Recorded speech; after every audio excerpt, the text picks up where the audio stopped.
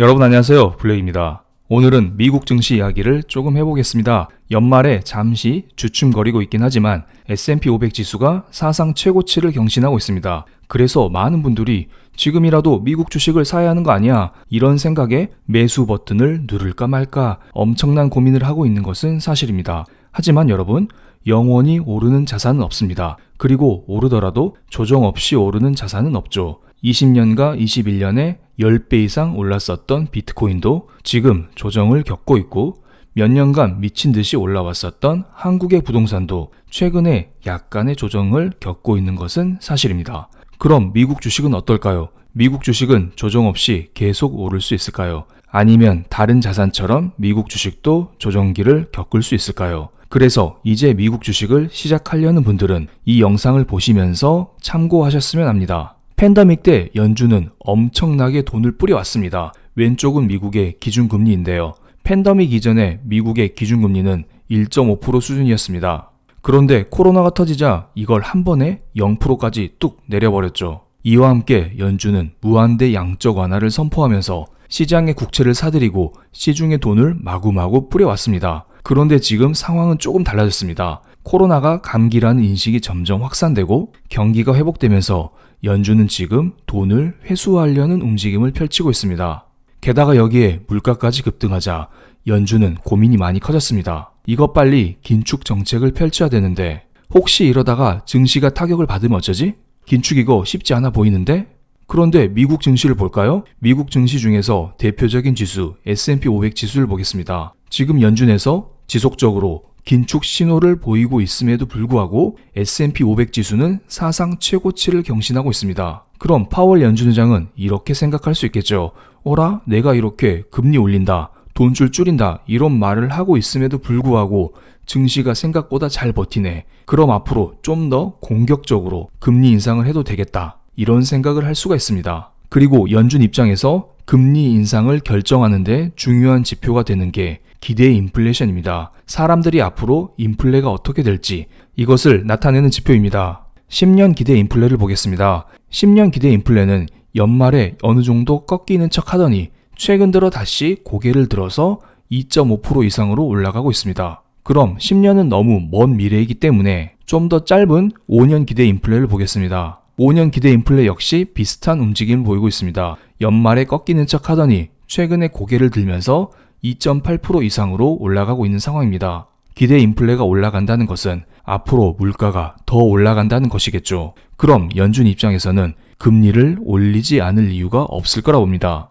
게다가 최근에 공급 문제가 다시 이슈화 되고 있습니다. 공급 문제가 심각해지면 공급 부족으로 인한 물가 상승이 추가적으로 나올 수가 있겠죠. 최근에 한국은행에서 12월 21일 BOK 이슈노트, 뱅크 오브 코리아 이슈노트를 발간했습니다. 여기에서는 물가 상승에 대한 심각한 경고를 날리고 있는데요. 미국 같은 경우 가전제품의 가격이 전년 말 대비 5.3% 증가, 가구는 11.5%, 컴퓨터는 3.8%나 상승했다고 합니다. 최근에 공급망 이슈 때문에 여러 내구재 부품 수급이 어렵습니다. 그렇기 때문에 이러한 내구재 가격이 자연스럽게 올라가고 있는 것입니다. 그래서 한국은행에서는 이런 말을 하고 있습니다. 지난 10년 동안은 연평균 0.1% 하락했던 내구재 가격은 반도체 공급 차질, 원자재 가격 상승 등의 영향이 당분간 지속되면서 내년에는 2022년입니다. 올해 2021년보다 오름폭이 점차 확대될 것이라고 했습니다. 그러니까 지금의 물가 상승이 여기에서 끝나는 게 아니라 내년에는 더욱더 심각해진다. 더 문제가 된다. 연준 입장에서는 긴축 정책을 펼치지 않을 이유가 없다. 이런 것을 말하고 있는 것입니다. 이에 대해서 신영증권 리서치 센터장 이분께서 통찰력 있는 발언을 했습니다. 조금 어렵게 써있기 때문에 제가 필요한 부분만 읽어드리겠습니다. 인플레이션은 심리가 중요합니다. 인플레이션 기대 심리가 고착화되면 재고를 쌓으려는 사재기가 나타나고 노동자들은 임금 인상을 요구한다고 합니다. 그렇기 때문에 인플레를 막기 위해서는 이걸 단번에 꺾어야 될 필요가 있다는 것입니다. 현 상황에서 연준의 매파적인 스탠스가 필요한 것은 즉 금리 인상, 긴축 정책 이런 것이 필요한 것은 앞으로 금리를 여러 번 올려야 되는 상황을 피하기 위해서라도 인플레 기대 심리를 꺾어주는 것이 필요하다는 것입니다. 무슨 말이냐면 연준이 어설프게 주식 눈치를 보면서 금리를 천천히 올리게 되면은 지금 올라간 물가 상승 움직임을 꺾을 수 없다는 것입니다. 지금의 물가 상승을 꺾기 위해서는 한 번에 공격적으로 금리를 팍팍 올리면서 인플레 기대 심리 자체를 꺾어야 된다, 이런 말을 하고 있습니다. 지금까지는 연준이 경제 주체들의 인플레 기대 심리를 선제적으로 꺾는 게 아니라 인플레에 중앙은행이 끌려오고 있는 형국이라고 합니다. 그래서 만약에 인플레 압박이 지속되면서 중앙은행이 허겁지겁 금리를 급하게 올려야 하는 상황이 도래하면 증시는 큰 충격을 받게 될 것이라고 했습니다. 그럼 우리는 다음 연준회의에 주목할 수밖에 없는데요. 2022년 연준회의는 1월, 3월, 5월 이렇게 열립니다. 우리가 일반적으로 3월까지는 테이퍼링을 하게 되죠. 그럼 3월까지는 금리 인상을 하지 않을 가능성이 큽니다. 그럼 5월 달에는 어떻게 될까요? 5월 달에는 금리를 조금 올릴 수 있지 않을까요? 그래서 5월 달 금리 인상 확률에 대해서 알아보겠습니다. 제로 금리를 유지할 확률이 29%, 한 번 금리를 올릴 가능성은 50.4%, 두 번 금리를 올릴 가능성은 19.7%라고 합니다. 그리고 한 번 금리를 올릴 가능성이 현재는 50.4%인데 한 달 전에만 해도 이 수치가 36.8%였습니다. 일주일 전에 50.1%까지 올라오더니 지금은 50.4%까지 올라온 상태입니다. 그만큼 현재 물가 상승 압박이 강하기 때문에 연준 입장에서는 매파적인 정책을 펼칠 수밖에 없다, 이렇게 생각을 하시면 될 것 같네요. 일반적으로 연준의 금리 인상 가능성은 미국의 2년물 국채 금리와 비례합니다. 팬데믹 이전에 미국의 기준금리는 1.5%였습니다. 그래서 미국의 2년물 국채 금리 역시 1.5% 부근에서 움직여 왔었죠. 그리고 코로나 경제 위기 때 이 수치가 0% 가까이 떨어졌다가 최근에는 스물스물 올라오고 있습니다. 그런데 올라오는 속도가 심상치가 않네요. 벌써 0.73%까지 올라온 상태입니다. 시장에서는 연준이 금리를 2번 내지는 3번 이 정도 올릴 수 있다, 이것을 미리 선반영하고 있다고 보시면 됩니다.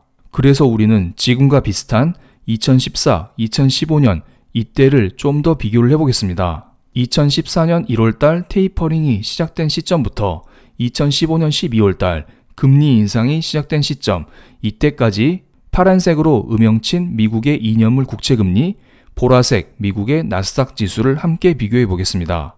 테이퍼링 시작 초창기에는 미국의 2년물 국채금리가 그렇게 크게 요동을 치지 않았습니다. 오히려 국채금리 상승 속도가 완만했던 것을 알 수가 있습니다. 그런데 테이퍼링 종료 시점인 2014년 11월 달, 이때가 점점 다가오자 미국의 2년물 국채금리가 요동치기 시작했습니다. 왜냐하면 테이퍼링이 끝나면 미국은 금리를 올릴 수밖에 없습니다. 그래서 다들 미국의 금리 인상을 걱정하면서 이때 당시 미국의 2년물 국채금리가 위로 이런 식으로 툭툭 튀었던 거 볼 수가 있습니다. 그래서 이때에 맞춰 미국의 나스닥 지수가 어떻게 되는지 한번 볼까요? 이런 식으로 첫 번째 튀었을 때는 나스닥 지수가 이런 식으로 떨어졌습니다.